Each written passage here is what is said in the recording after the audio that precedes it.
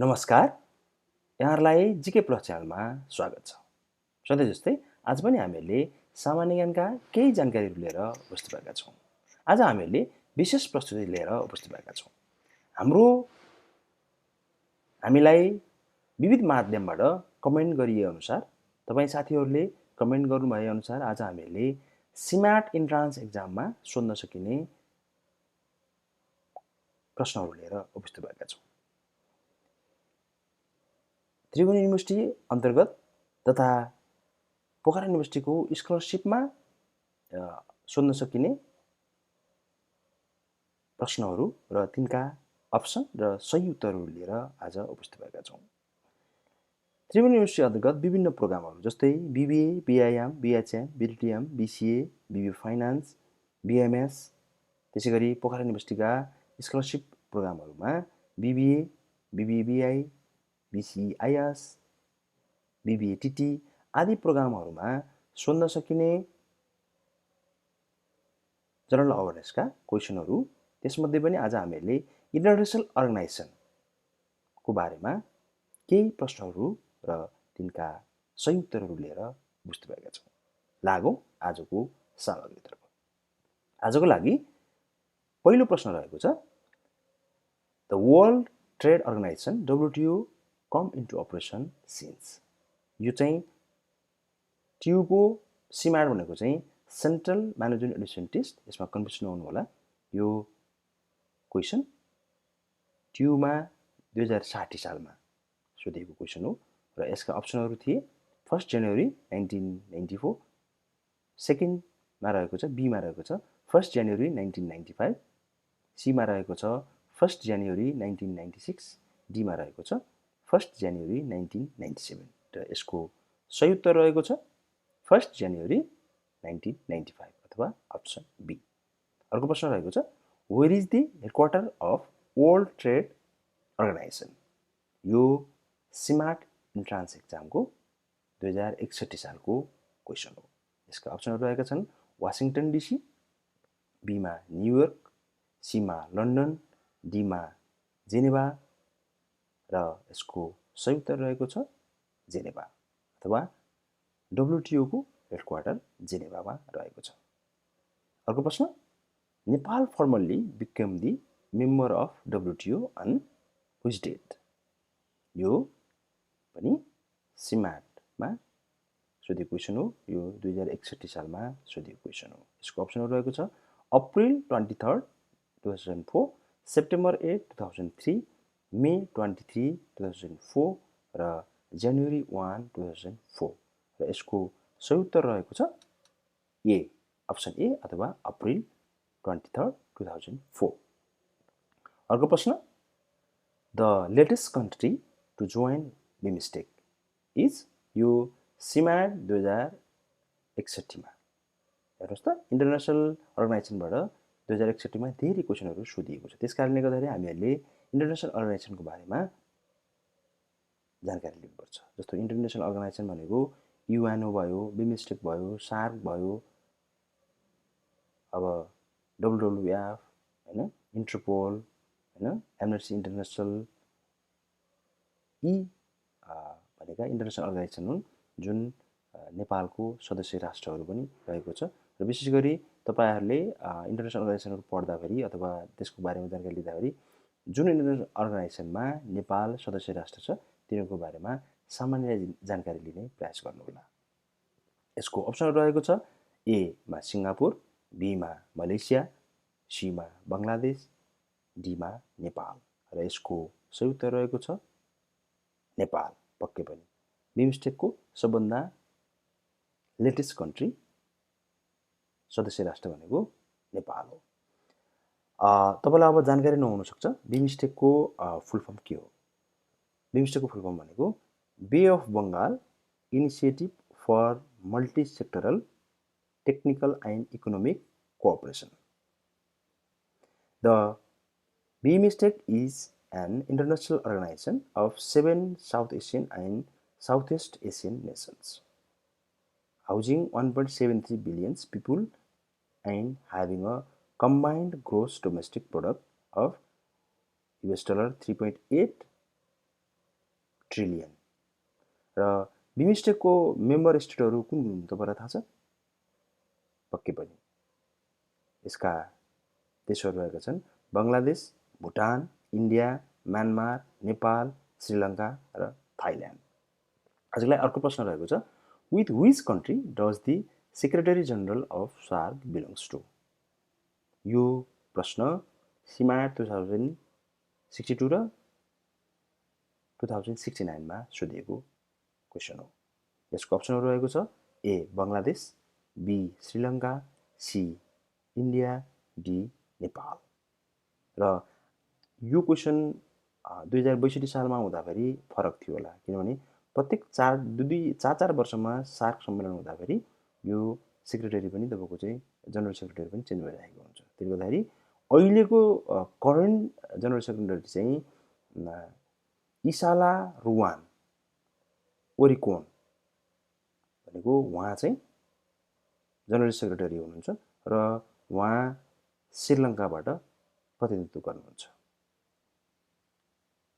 अर्को प्रश्न, the next SAARC summit is going to be organised at, यो पनि सोधिराख्ने क्वेसन हो। यो 2063 सालको सिमाटमा सोधिएको क्वेसन हो। यसको अप्सनहरू रहेको छ, A Pakistan, B Nepal, C Bangladesh, D Sri Lanka. यसको सही उत्तर हो पाकिस्तान। 2014 नोभेम्बर सन् 2014 नोभेम्बर 26 देखि 27 सम्म सार्क शिखर सम्मेलन प्रत्येक 4 वर्षमा आयोजना हुन्छ र 2 दिने हुन्छ यो सार्क शिखर सम्मेलन। सन् 2014 नोभेम्बर 26 देखि 27 सम्म 18औं सार्क सम्मेलन नेपालको काठमाडौँ भएको थियो। त्यसपछि 19औं सार्क सम्मेलन पाकिस्तानको इस्लामाबादमा हुने तय गरिएको थियो। त्यो चाहिँ कहिले थियो? 2014 नोभेम्बर 15 देखि 16 सम्म तय गरिएको थियो। तर यो 19औं सार्क सम्मेलन अहिलेसम्म हुन सकेको छैन। अब यसको चाहिँ विविध कारणहरू छन् है, त्यसपछि नजाउँ, किनभने हामीलाई सिमाटको एक्जाममा जनरल अवेरनेस सोधिन्छ, जनरल नलेज होइन है, भनेको सामान्य जानकारी मात्रै लिए पुग्छ, त्यो डिपली त्यस्तो जानु पर्दैन है। त्यसले गर्दाखेरि यो प्रश्नको उत्तर रहेको छ पाकिस्तान। अर्को प्रश्न, permanent secretariat to coordinate the implementation of SAARC programme is located at, यो भनेको चाहिँ सेक्रेटेरिएट कोअर्डिनेटको इम्प्लिमेन्टेसन प्रोग्राम कुन देशमा रहेको छ भनेर सोधेको क्वेसन हो। यो तपाईँको सिमाटको 2075 र 2077 सालमा सोधेको क्वेसन हो। यसको अप्सनहरू रहेका छन्, A Dhaka, B new Delhi, C Colombo, D Kathmandu. र यसको सही उत्तर रहेको छ काठमाडौँ। अर्को प्रश्न, which of the following is not associated with the UNO, यो 2077 सालमा सोधिएको प्रश्न हो सिमाटमा। यसको अप्सनहरू रहेको छ, A ILO, B WHO, C ASEAN, D all of above. र यसको सही उत्तर रहेको छ डब्लुएचओ। युएनओको कुन चाहिँ यिनीहरू एसोसिएट छैनन् भनेर सोद्धाखेरि यसको सही उत्तर रहेको छ डब्लुएचओ। अर्को प्रश्न, get is already dead but get is alive in the name of, भनेको यो क्वेसन सिमाट 2075 मा सोधिएको थियो। यसको अप्सनहरू रहेको छ, एक UN, B WTO, C UNCTAD, D ITC. यसको सही उत्तर हो डब्लुटिओ। पहिला ग्याट भनिन्थ्यो, अहिले डब्लुटिओ भनिन्छ, वर्ल्ड ट्रेड अर्गनाइजेसन यसको फुल फर्म रहेको छ। अर्को प्रश्न, where is the headquarter of International court of Justice, यो 2074 सालमा सोधिएको प्रश्न हो। यसको अप्सन रहेको छ, वासिङटन डिसी, बीमा लन्डन, सीमा हेग नेदरल्यान्डको हेग, र डीमा बर्लिन। यसको सही उत्तर रहेको छ हेग, नेदरल्यान्डको हेगमा इन्टरनेसनल कोर्ट अफ जस्टिसको हेडक्वार्टर रहेको छ। अर्को प्रश्न, to which countries does the president UN secretary general belongs, यसको अप्सन रहेको छ, Japan, B South Korea, C Australia, D Portugal. यसको सही उत्तर हो पोर्चुगल। अर्को प्रश्न, how many permanent member are there in the secretary council of UN? यसको अप्सन रहेको छ एमा 10, बीमा 7, सीमा 5, डीमा 3 र यसको सही उत्तर रहेको छ 5। अर्को प्रश्न, which is the South Asian nation that has prohibited the sale of cigarette in his territory? यो 2073 मा सोधिएको सीमाको क्वेसन हो। एमा श्रीलङ्का, बीमा अफगानिस्तान, सीमा भुटान, डीमा बङ्गलादेश र यसको सही उत्तर रहेको छ भुटान। अर्को प्रश्न, where is the headquarter of the world bank? यसको अप्सन रहेको छ New York, Washington DC, Nairobi, D Paris र यसको सही उत्तर रहेको छ न्युयोर्क। अर्को प्रश्न, the agreement on WTO was signed at Mauritius on? यसको सही उत्तर रहेको छ 1993। अर्को अप्सन रहेको छ 1994, 1995, 2005। यो क्वेसन चाहिँ तपाईँहरू कन्फ्युज नहुनु होला। यो चाहिँ नेपालले डब्ल्युटिओसँग कहिले साइन गरेको थियो भनेर सोधेको क्वेसन हो। फेरि यसमा अरू देशको बारेमा, किनभने इन्टरनेसनल अर्गनाइजेसनहरूको क्वेसनहरू सोद्धाखेरि जहिले पनि मैले अघि नै भनिसकेको छु, तपाईँहरूले ख्याल गर्नुहोला नेपालको रिलेटेड भएर मात्रै क्वेसन सोधिने गरेको छ। यो सिमाट 2070 मा सोधेको क्वेसन हो। त्यस कारणले गर्दाखेरि सिमाटमा कन्फ्युजिङ क्वेसनहरू हुन्छन् है, तपाईँलाई कुनै कुनै क्वेसनहरू कन्फ्युज लाग्न सक्छ। त्यसले गर्दाखेरि तपाईँले ख्याल गर्नुहोला। र यसको सही उत्तर रहेको छ नेपालले डब्ल्युटिओमा 1994 मा डब्ल्युटिओसँग एग्रिमेन्ट गरेको थियो। अर्को प्रश्न, when did IMF begin operation? यसको अप्सन रहेको छ 27 मे 2002, 2002 हुनुपर्ने, एउटा जिरो बढी भएछ है, क्षमा प्रार्थी छु, कन्फ्युजन नहोला। सेकेन्डमा रहेको छ 1 मार्च 1947, सीमा रहेको छ 26 मे 1999 र डीमा रहेको छ 20 मे 1996। यसको सही उत्तर रहेको छ 1 मार्च 1947। आइएमएफ कहिलेदेखि सुरु भएको भनेर, अपरेसन सुरु भएको भनेर सोधेको क्वेसन हो। अर्को प्रश्न रहेको छ, who was the first secretary general of UN? यसको अप्सन रहेको छ ड्याङ हमारजोड। मैले प्रोनाउन्सिएसन गलत गरेमा क्षमा दिनु होला, किनभने छिटो पढ्दाखेरि कहिलेकाहीँ मिस्टेक हुनसक्छ। कुर्थ वाल्डियम, सी यु थान, डी ट्राइगेप ली र यसको सही उत्तर हो डी ट्राइगेप ली। अर्को प्रश्न, what is Amnesty International? An animal right protection organisation, a peace movement, C an environment protection organisation, D a human right organisation. तपाईँलाई थाहा छ एमनेस्टी इन्टरनेसनल केसँग सम्बन्धित छ? पक्कै पनि अ ह्युमन राइट अर्गनाइजेसन।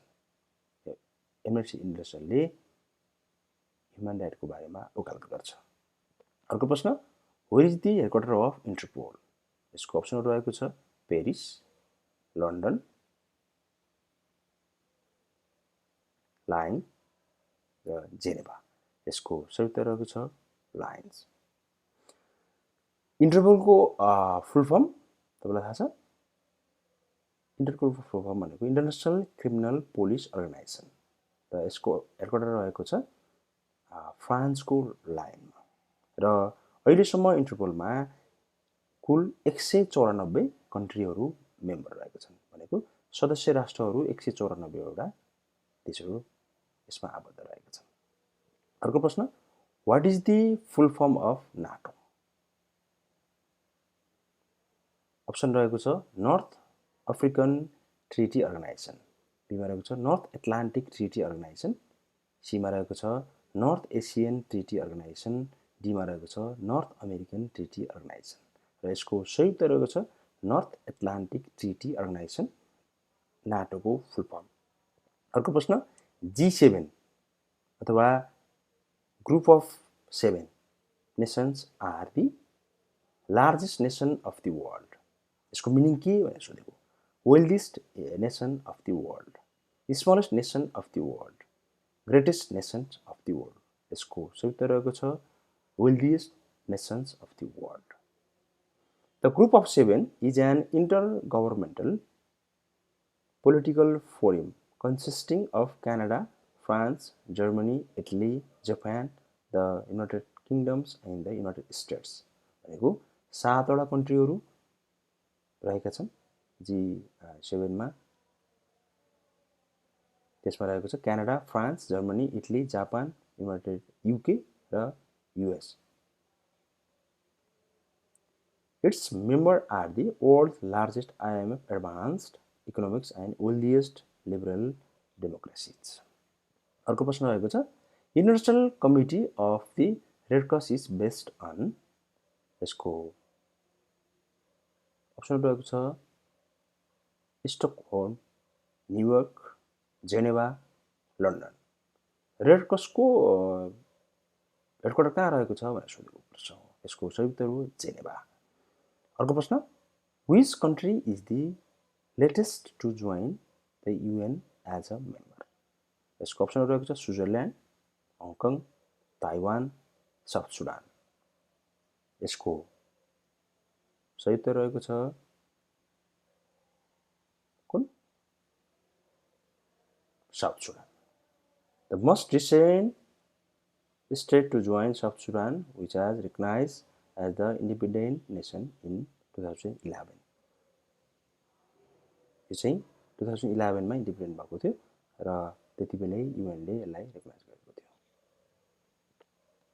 यो सँगै आजका लागि हामीले सामान्य ज्ञानका केही जानकारी लिएर उपस्थित भएको सामग्रीहरू यति नै. आज हामीले विभिन्न इन्टरनेसनल अर्गनाइजेसनको बारेमा केही प्रश्नहरू लिएर र तिनका अप्सन र तिनका सही उत्तरहरू लिएर उपस्थित भएका छौँ.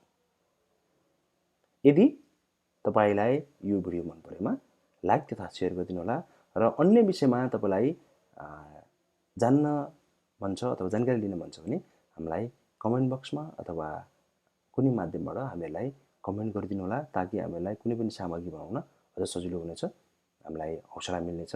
र यदि तपाईहरु यस च्यानलमा नयाँ हुनुहुन्छ भने पक्कै पनि तपाईले यस च्यानललाई सब्स्क्राइब गर्न नभुल्नु होला. धन्यवाद.